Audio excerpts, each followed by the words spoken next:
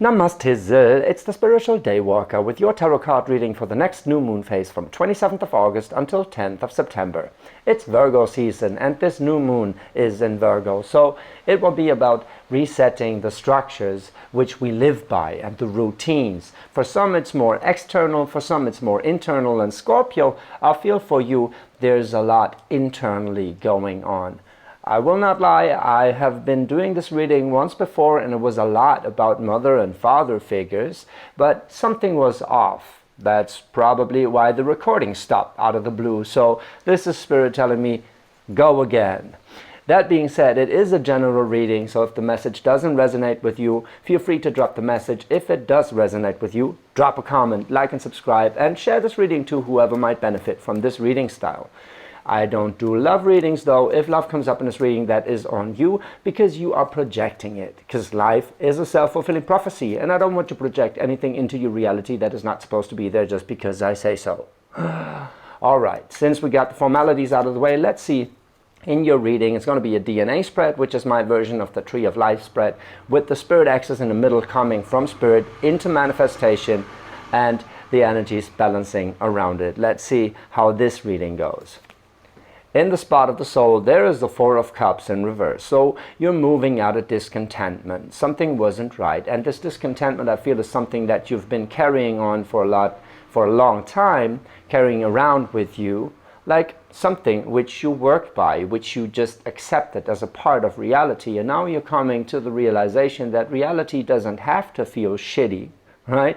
It can actually, work out in your favor. It doesn't have to be a burden, even though this challenge might be stirring to you, Scorpio. Let's see. In the spot of the 9, that is what you're learning from this. Like I said, there's the Hierophant. The Hierophant is the card for our value system, right? Like the moral code we live by. And you stepping into that Hierophant, that is, well, you dealing with that structure, your moral structure, right? And also there's a card for a mentor, so it could be someone that is very inspiring for you, but since it's in the spot of the 9, you're gonna adapt that energy pretty quick. So it's not that you have the feeling of like idealizing some spiritual guide or whatever. It's rather that you probably get some impulses along the way where you think, hey, this could be like, this is does make sense. This could be a good rule to live by. This could be like a new addition to my value system, right? Maybe the world doesn't have to feel shitty and I don't have to bear this discontentment all the time just because I learned it from an early age. The world can be different the moment we allow it to be different, and yeah, then take action of, manifesting it, right? Refining it. So it's not just dreaming our world the way we want it, but to be able to manifest it the way we want it, we have to be able to dream and be open to that. So, and as long as you're carrying around a Four of Cups, this is not going to happen. So let's see what you're manifesting to become that Hierophant yourself, become your own mentor. Like I said, we have to work on it. There's that 8 of Pentacles, but that also means learning a new skill. So maybe like going on a retreat or whatever, doing some crazy spiritual things. Could be something entirely different, right? Something like just exploring digital marketing, whatever the fuck ever. Maybe taking your relationship to the next level, but it is something that you're manifesting, that is something new that you will be learning, but that takes your reality to the next level, right? Something you want to spend time and energy on refining and digging into. So that is gonna set you up for refining your value system, or rather you want to refine your value system and then you think about things you can change in your reality to get out of that Four of Cups, to become a different version, make your reality a different one than before. Let's see about the energies that are balancing around this metamorphosis. In the spot of the 1, there's the Son of Pentacles in reverse, so this I feel is you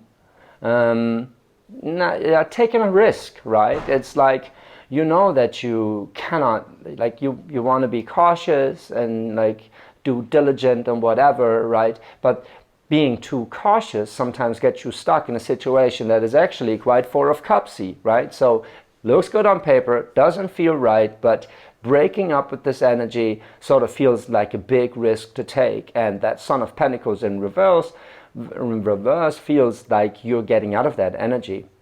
And maybe even, it could be also a person that is kind of reflecting that in your reality, where like some advice to be careful, right? Where you're like, well, actually, I don't want to be careful. I want to evolve, right? And to evolve into something unknown, you got to step into the unknown and be courageous about it. So that Son of Pentacles is not exactly doing that. The Son of Pentacles energy is rather trying to do shit right and then not moving at all. But you're getting out of this, right? So the next step, balancing that out, is the Nine of Wands in reverse. So that is you stopping that doubt, right? That is you carrying the wounds of the warrior for a long time. Same like that Four of Pentacles, right? And it's time to take that next step and leave that behind, because actually this feeling of bearing a cross it's a heavy fucking burden, right? And yeah, it can fill us with a sense of pride to just like overcome harsh challenges in life, but also it can hinder us to make this reality like really something enjoyable and magical, right? And I feel like you're kind of losing the sense that it always has to be difficult, doubting that reality can work for you, in a sense, that you don't have to fight it and break through it, right? But you can actually make it conspire for you, work for you, right? And something you learn about this, like that with these two energies balancing out, which are not exactly opposites. It's like, it feels more like a path that you are going. And well, in the middle here, what you learn from this, there's an eight of Wands. Eight of Wands, it is in reverse. So there is communication coming in, but I feel like it's an insight, especially with this deck. It's a lightning bulb. The lightning bolt hitting us, right? Where we're like, okay, this is what I need to do now, right? As of now, you're still in that energy where you're like, okay, I know I gotta move. Now give me a sign, please. Where do I gotta move, right? What do I need to do to get out of this? I know that I have to. So I made the decision that I get out of those self-corrupting energies, but how exactly? So you're basically asking the universe and maybe even people around you, like talking to people about what bothers you for a solution to your problem. Now let's see what the solution to your problem is surrounding that Hierophant. In the spot of the 4 and the 5, there's the Hangman and the Tower. So there is your lightning bolt again, hitting you straight in the face. Well, universe kind of heard your calling, right? So something is, it could be something falling apart, but it's rather, I feel for you, it's an addition, something coming in, especially with that Eight of Wands where you're like waiting for a message, right? And that Tower is that message, and it's loud and fucking clear, right? And the message is, get out of that Hangman, get going already. The Hangman is a beautiful major arcana for like trusting, right? To let go. Because if that bat would actually get that it's a bat, it could just spread its wings and fly away. So for that bat hanging like in this position is a very natural thing. Now that can lead to stagnation, right? And even if it's a contemplative phase where it has a lot of benefits, a lot of merits, right? But that Tower is telling you to move out of that and spread your wings already, right? Let go and spread your wings already, which has a lot to do with you and like adopting a different value system where you're like, okay, maybe the world doesn't have to be like that, right? But to experience that, you gotta let go, fly and see how this is working out, and trust that it will, like your wings are going to carry you a long way.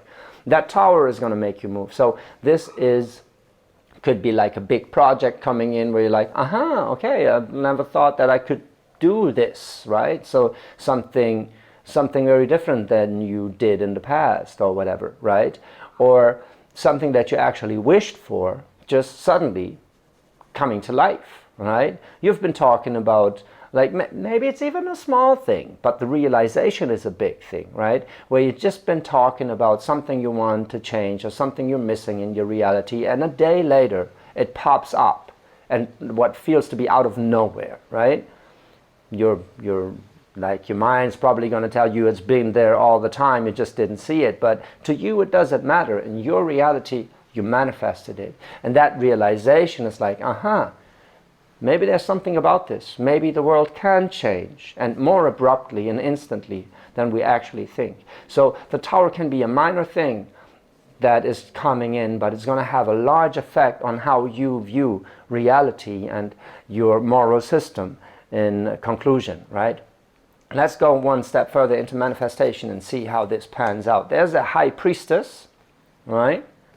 That is you trusting again, learning how to trust, and kind of going with that tower. Like, if it is a major thing that is just like flipping you on its head, like flipping your life upside down, then it's like you're like taking a step back, trusting, but seeing what happens and how this will unfold. But what is very obvious to me now is that it's a very spiritual fucking journey, right? It doesn't exactly have to be you saging the place and praying and whatever, but it's you in your mind and the way you look at the world evolving big time. There's the Hierophant and the High Priestess. So you got like, you got all the clerics here, you know? You're very much in trusting that some higher power, even if it's only your own will, is at work here, and that things can actually be quite more magical than you ever believed them to be. So thinking back to the reading I gave first, where it is a lot about the mother and the father figure, here we got another mother and a father figure coming together. Right here it's the Hierophant and the High Priestess. So that's the masculine version of spirituality and the feminine version of spirituality, the one waiting for an insight and the one making the rules, setting them in stone, right?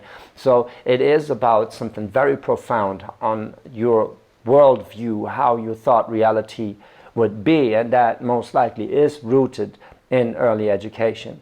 Maybe it's not exactly about your mom and dad, but rather the abstract idea of authority and of what is going to nurture you in this reality. So I get a strong sense that you always felt like you'd have to, like, reality is a challenge, and that is true to some extent, but the moment you're viewing it as a challenge, you're going to project more and more and harder challenges in your life. And maybe you're just sick of that, right? Maybe you're just sick of that Four of Cups-y energy right here. There's the Mother of Wands in reverse, which I find to be, well, it's your energy, right? But it's also someone you were attracting with that energy. Like the Mother of Wands is actually a beautiful card for law of attraction, right? For being attractive and attracting, right, things into your reality. But it's also a diva, and especially if it's in reverse, and if it's facing the High Priestess. So it's basically you shedding your skin, just like the snake over here, where all the time you were like sort of pretending that you were in control, or like very proud of just pulling through it, right? But now you've evolved into a High Priestess that is looking critically upon this role that she used to play, or like if you're male, right, that he used to play, right? Where like there was something in that fire energy what was like a little over the top, a little too aggressive, right? And you're finding your peace, you're making your peace with the world, where you're like, okay, maybe I just gotta chill for a second and just see what's coming in and trust that everything is for the better here, even if it's like a pivotal fucking tower moment, something that, wow, just around the corner just hit me like a freight train, right? That is very interesting. It feels like you're shedding your skin, becoming a new version. Not exactly a new version, right? Like an upgrade. It's an upgrade in your feminine energy. So in the way you receive information and process it. You're coming from that Mother of Wands, the High Priestess. The funny thing is that it's kind of the other way around. So you're becoming the High Priestess, and then you look at all the traits that you've been carrying around with you, where you're like, why the fuck was I acting out back in the day like that? Why the fuck did this always used to bother me? Why? It doesn't need to bother me, because actually the more it bothers me, right, the more I get excited about it, the more energy I'm giving to it, and the more it will bother me, right? So this insight, you chilling out, like being more the observer, right? But then again, there is that masculine aspect. So you are taking like a progressive stance towards that, where you're like, if it works like that, maybe, just maybe, I can mold reality the way I want. Right? Maybe that law of attraction is to a certain extent really, really real. Right? To a certain extent. Maybe there is some leeway that, some new things to learn and to work on. Right? So let's see, in the last spot, you are setting yourself free. There's that Six of Wands. There's that Six of Wands. This is you shedding your skin and using that energy to be open and open-minded to try something new and work with reality in a different way. That is this Eight of Cups energy, where you're like, okay, let's do this, and let's do this in a way we never done before, or let's do something we never done before, right?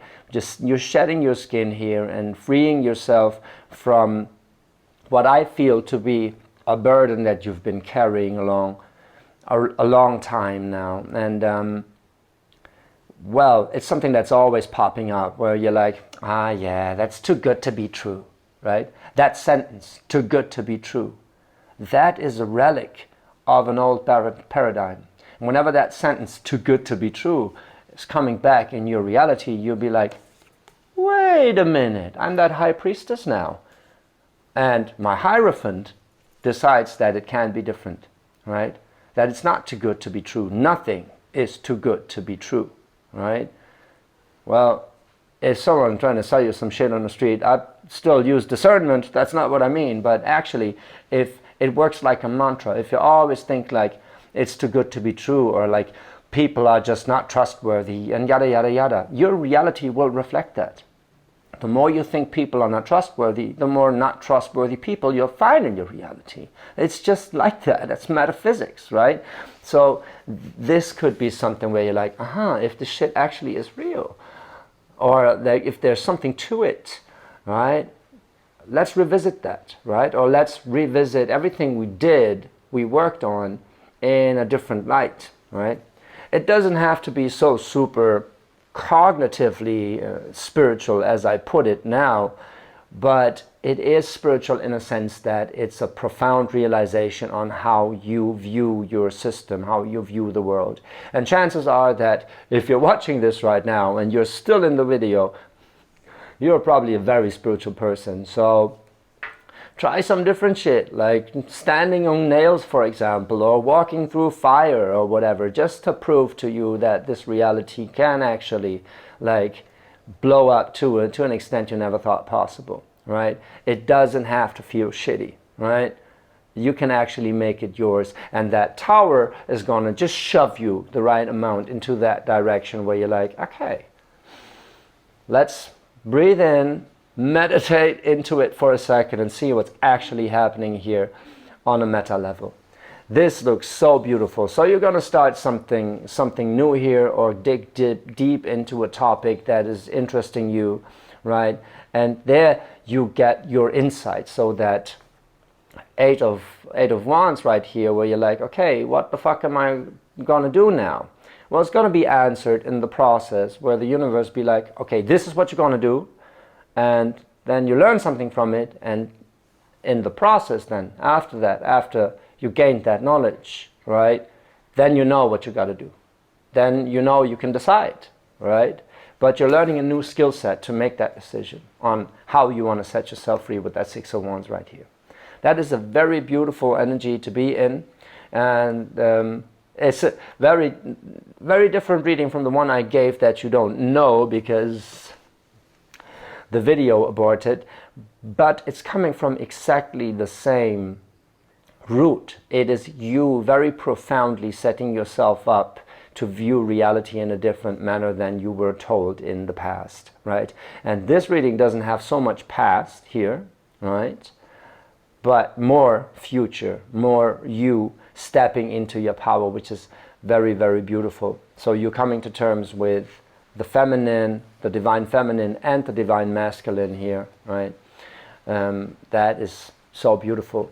Scorpio, really enjoy this energy. Post a comment if that resonated with you. Let me know what that tower was for you when it's coming in, right? What was the pivotal point where you're like, actually, wait a minute, we can do this differently, right? Or we have to do.